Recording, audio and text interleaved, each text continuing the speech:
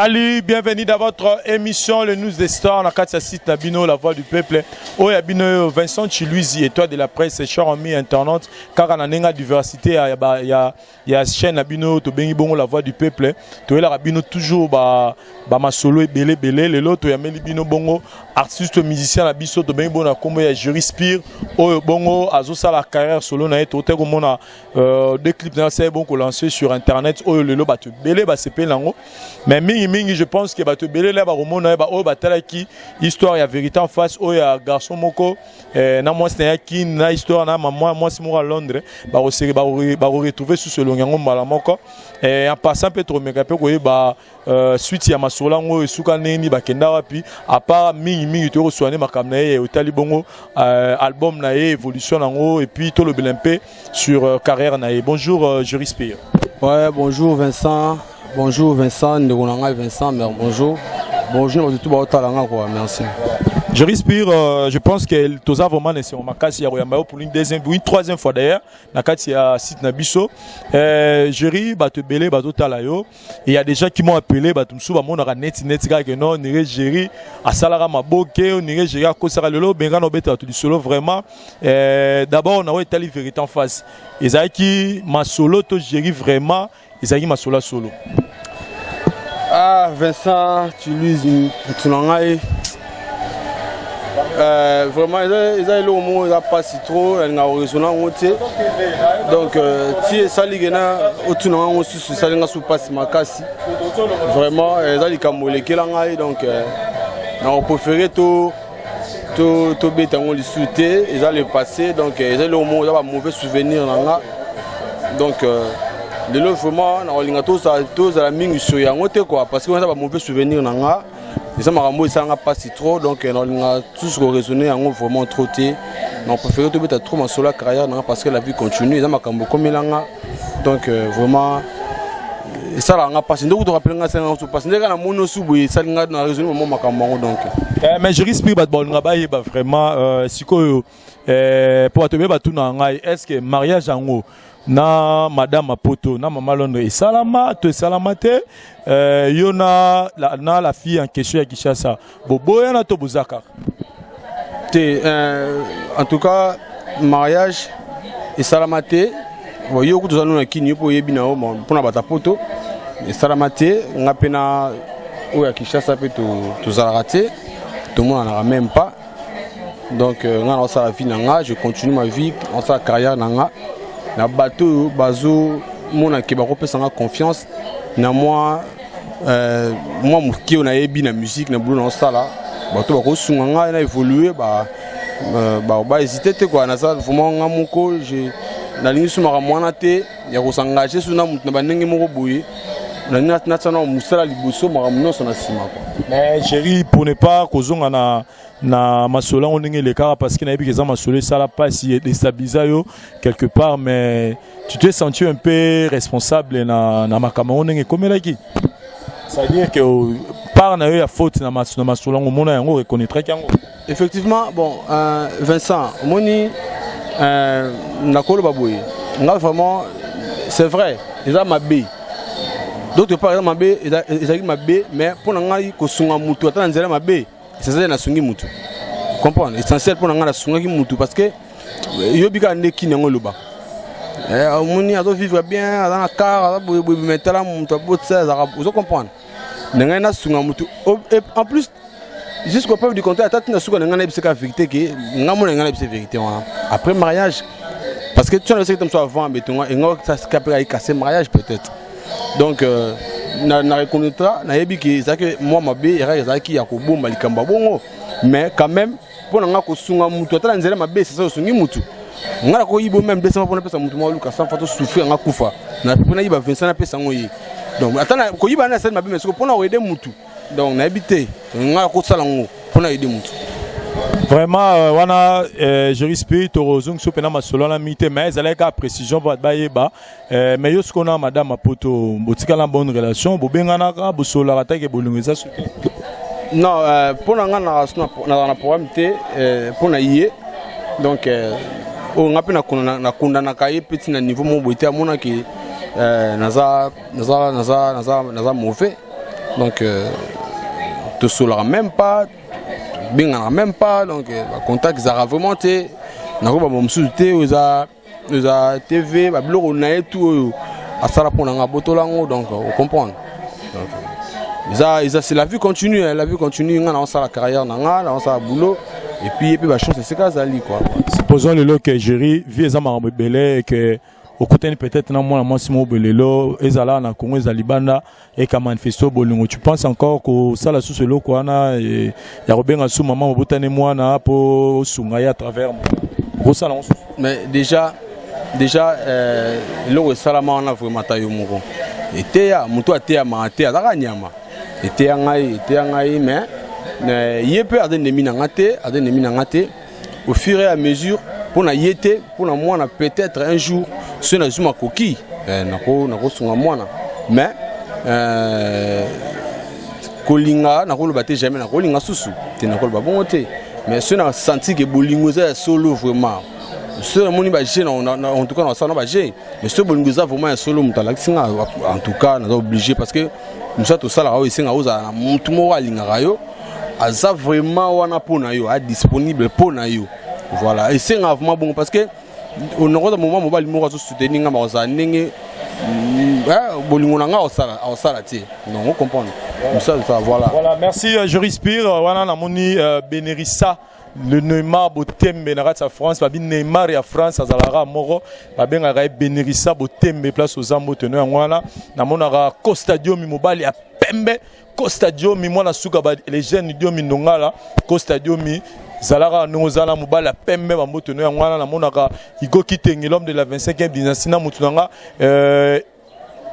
Fabrice Mobiala, celui qui est prêtre avant qu'il soit prêtre, Fabrice Mobiala, Nakata Susoana, Motema Joni Mobiala, Mbotena Wana Pena Moni sous mon vieux, chaque Sumbu, Narata Suisse, mon vieux, chaque Sumbu, te démarrer que nous déjà, je respire, Batuado Talayo, to betara ma solo l'émission là, Kozaki, artiste musicien, on va nous faire partie de l'orchestre à Dakumu Dame, moi, bref, parcours Nayo, Poko Matipa, Oko Malelo, na carrière solo, de Dakumu d'avant. Oui, ça me tout nous les cas na orchestre non ngai na zaki kana orchestre quartier des alaka après na pas d'akumuda et pas d'akumuda ça là vraiment tant mingité na umelate na longaki pour ça pour la raison moi zaki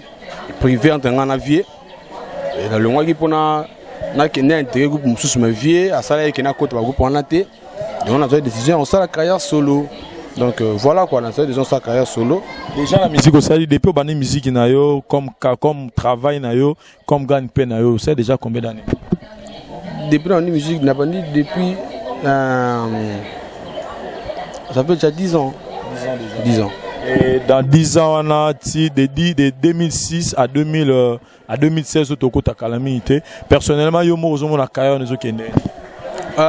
Personnellement na nenge ba fort na sala. Ils ont bien parce que au moni na adopté système moko ya ko dembe na sima mututé ya ko profiter na sima mututé les lo ba jeune tout ba bantu bandana bango ba ze belé na autant ba komboté to ba gagner lelo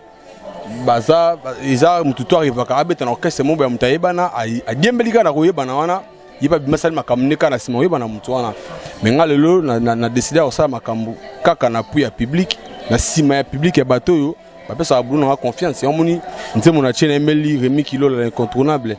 le plus sérieux de tous les producteurs. Na Emeli Nzembo massacre. Batba c'est plein nango. Imaginez comment t'aimer. Batba c'est plein nango. Non ça album comme on respect. Nzembo bien donc on moni que non ça avec fort wana donc ti na bandit ti na komi na moni qui na zo évoluer na loboko ya Nzambe. Pour na boy na lingo ko sangana batu mo boité ba tengama déjà spirituellement. Bakot sanga pe otenga mawana ponga na zo pifo na bango te donc na préféré na olé na singa merci na bato ba fulanga na singa merci na public donc yo zo reconnaître zo ko confirmer monde entier que ba musicien o ba na ba succès lelo o baloba ke ba sala la musique à qui zo confirmer parce que musique ba ba do sala wana za ba musique à qui zo confirmer qui na rata musique ah mais Vincent ndeko na ngai so na ba musicien nyonso ba na kisi wana ko mi complexé. Tout ça a talent et talent et pelika tina et exploité mais monsieur tout bata na ba monte ya danger ba loge tout ça na kin to makam les artistes et musiciens bato ebele baproposant ngai na kolo bango na awa te bato ebele oyo ya kombo proposant nga mpena ke tosala boye po tosala boye bamusicien ebele mpe ya kombo oza comprendre napesi bango mbo te pesa bazava neti Dakumuda mpe azalaka na kisi fort te en tout cas ndikuta mabe nzambe azomona nga likolo Dakumuda natikali koyeba makambo na ye te mpo na makisi nga na ye so tovoyage na Dakumuda sango moko boye aoya ti wana apesi moi prière moi sango penako sango mais peut-être na sima sango makambo senda olekana na bité wana makambo na ye mais ndenge ntolo ba bref na boulot tout qui sezalaka na boulot tout qui sezalaka mais na musique qui seza makasi ko sakana te qui seza si opena na ndenge mamba qui seza na ndenge vitesse andu leza na ndenge yokeno na ndenge obangi no kisi pena si pena musique no wana album respect simba et na bangi kisi na moni kisi sensité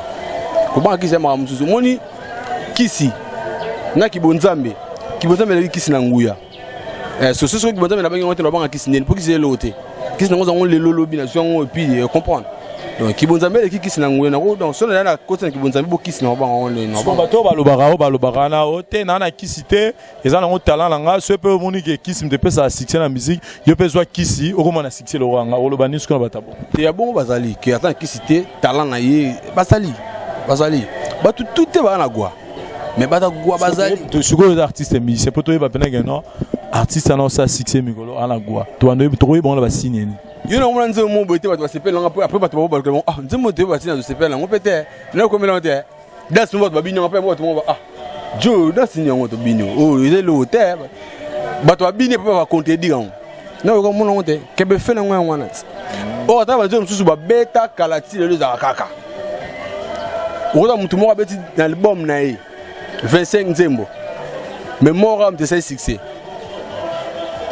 o comprendre est-ce que nzambe on est nzambe to mo te nzambe pour ça ya gwa ba tout ça succès eza nini moni eza pele kamba conduite moni nzambe kamba conduite moni nzambe za ba ndenge belé asala batu moni to ça na boy yo ko za mso na cop mo boy to ça no cop moko mais na journée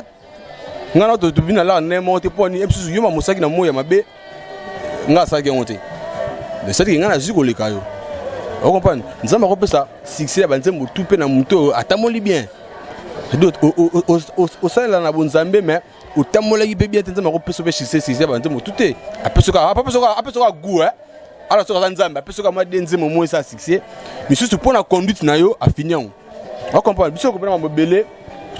c'est parce que na yebi na bana na bata bagwa na bato na yebi mwandambo wana de comprendre de yongo moni na pour mettre bato vraiment base la respect banzembo ya bien la chanson mo éducatif donc ba yo ba nzembo kitoko ndeka ba yo ki massacre wana ba se pena en tout cas merci bato tout ya poto ya kin ya bato tout parce que bozali ne bo se pena nzembo yo massacre vraiment banzembo kitoko eleki massacre ezali boyo kango donc voilà quoi. Voilà, donc il s'appelle Je Respire, artiste musicien de évoluer sur le plan et à carrière solo azo bunda na nenga na ye azo senga vraiment soutien na batu belé bo soutenir ye alobi ya na ye na nenga banzela wana te azo kepena na nzela bonzambe azo chamo ba principe na pour mentionner si donc le monde entier vraiment beaucoup ta na SCP ça beaucoup ta ba titre na peut ça soit ba titre eza na kati wana ouais donc so kotika obeti Je Respire route na YouTube obeti Je Respire au monde na banzembo na donc na massacre na générique mo matembele voilà donc massacre titre Izarumba massacre Izarumba puis matembele za générique botala bon on a déjà niveau nini ya travail Je Respire azo promettre biso et Jerry Castoro e ba album comme na niveau nini comme une étape nini album pour na bandeko otala biso ouais album déjà enregistré pour nous ça 8 titres mais sinon enregistré déjà 4 chansons la titre na 4 chansons nous avons enregistré donc na moment où siko naza bouye nazo sala siko ba na couler ba guitare et banzimo aussi na MBMB excuse donc c'est banzimo ka ba feature na sana batu na sa feature na 4 personnes na peut-être na autant ba comme na bango ba musicien donc na sa feature na vena biso ke dia misi na papa na biso Voloko na sana la coste mukentonga na masala nga Fabrigas wana uti automatique tout ça na intervenir dans l'album donc voilà donc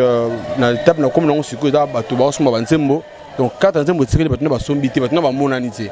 mais so bato bamonani et que basololi toyembela bango donc babengi kaka na ba dédicace donc voilà. OK, donc tozana étape à dédicace na 4 titres et za libre mais jury ezala bato peu ba apprécier ngo ba za intéressé ba rozwa yo ndenge nini na numéro de téléphone. Numéro de téléphone nga merci Vincent. Numéro de téléphone nga eza plus 243 81 78 44 117 plus 243 81 78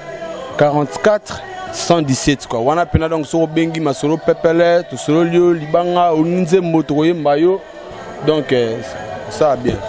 Olingi Nzembo featuring na Fabregas benga je respire Olingi Nzembo featuring na Papa Ivoloko benga Fabregas benga je respire Olingi Nzembo featuring na